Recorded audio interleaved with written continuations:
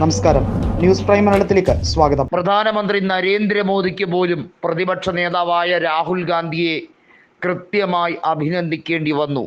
അതിന് കാരണമാകുന്നത് രാജ്യത്തിൻ്റെ സുരക്ഷയ്ക്ക് ഒരു പൊതുഭീഷണി ഉയരുമ്പോൾ അവിടെ ഭരണ പ്രതിപക്ഷമെന്ന വേർതിരിവില്ലാതെ പ്രധാനമന്ത്രിയുടെ ഓഫീസിലേക്ക് നടന്നു കയറിയ ചരിത്രത്തിൻ്റെ താളുകളിൽ തന്നെ എഴുതപ്പെടാവുന്ന ഒരു സാഹചര്യമാണ് രാഹുൽ ഗാന്ധി സൃഷ്ടിച്ചിരിക്കുന്നത്. ഇന്ത്യൻ സൈന്യത്തിന് പരിപൂർണമായ പിന്തുണ അത് എല്ലാ അർത്ഥത്തിലും നൽകിക്കൊണ്ട് ഇന്ത്യൻ സൈന്യവുമായി നിതാന്തമായ ബന്ധം കാത്തു സൂക്ഷിക്കാൻ ഈ രാജ്യത്തെ ഉത്തരവാദിത്തപ്പെട്ട പ്രതിപക്ഷ നേതാവ് എന്ന രീതിയിൽ അദ്ദേഹം അവർക്ക് കൊടുക്കുന്ന കരുത്ത് ചെറുതല്ലാത്തതാണ്. ഇന്ത്യ മൊത്തത്തിലുണ്ട്, അവിടെ ഒരു വേർതിരിവില്ല. 146 കോടി ജനങ്ങളും ഈ രാജ്യത്തിൻ്റെ പൊതു സംരക്ഷണത്തിന് വേണ്ടി മനസ്സാ അണിനിരന്ന് കഴിഞ്ഞിരിക്കുന്നു. പാകിസ്ഥാൻ ഇല്ലാതെ പോയതും ഇന്ത്യക്കുള്ളതും അങ്ങനെ ഒരു ഉൾക്കരുത്ത് തന്നെയാണ്. ബലൂച്ച് ലിബറേഷൻ ആർമി എങ്ങനെയും പാക് സൈന്യത്തെ തച്ചുടയ്ക്കാൻ അവസരം കാത്തു നിൽക്കുകയായിരുന്നു. അവരത് കൃത്യമായി നിർവഹിക്കുന്നുമുണ്ട്. വളരെ വൈകാതെ പാക് പട്ടാളത്തിന് എല്ലാ രീതിയിലും അവരുടെ യുദ്ധക്കോപ്പുകൾ നഷ്ടപ്പെടും, അവരുടെ സൈന്യത്തിൻ്റെ വീര്യം ചോരും എന്ന് ഉറപ്പുവരുത്താൻ കൂടി ബലൂച്ച് ലിബറേഷൻ ആർമി ശ്രമിക്കുമ്പോൾ ഇന്ത്യൻ സൈന്യത്തിൻ്റെ കരുത്ത് അതിൻ്റെ 10 മടങ്ങിലേക്ക് വർദ്ധിപ്പിക്കാൻ പ്രതിപക്ഷത്തിൻ്റെ പരിപൂർണമായ പിന്തുണ കേന്ദ്ര സർക്കാരിന് നൽകുകയാണ്.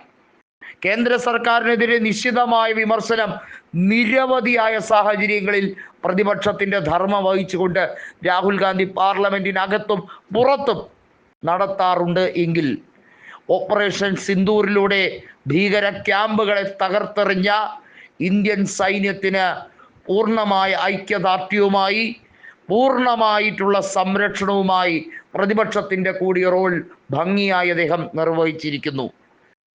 അടിയന്തരമായ യോഗം വേണ്ടി വന്നാൽ വിളിച്ചു ചേർക്കാൻ മടിക്കരുത് എന്ന നിർദ്ദേശം കൂടിയാണ് പ്രധാനമന്ത്രിക്ക് രാഹുൽ ഗാന്ധി കൊടുത്തിരിക്കുന്ന ഉറപ്പ്. അത്തരത്തിൽ ഇന്ത്യയുടെ വിദേശകാര്യ മന്ത്രിയുമായും പ്രതിരോധ മന്ത്രിയുമായും രാഹുൽ ഗാന്ധി നേരിട്ട് കൃത്യമായി വിലയിരുത്തൽ നടത്തുമ്പോൾ രാജ്യം ഒറ്റക്കെട്ടാണ് എന്നുള്ളത് ലോക രാജ്യങ്ങൾക്ക് തന്നെ മാതൃകയായി മാറിക്കഴിഞ്ഞിരിക്കുന്നു.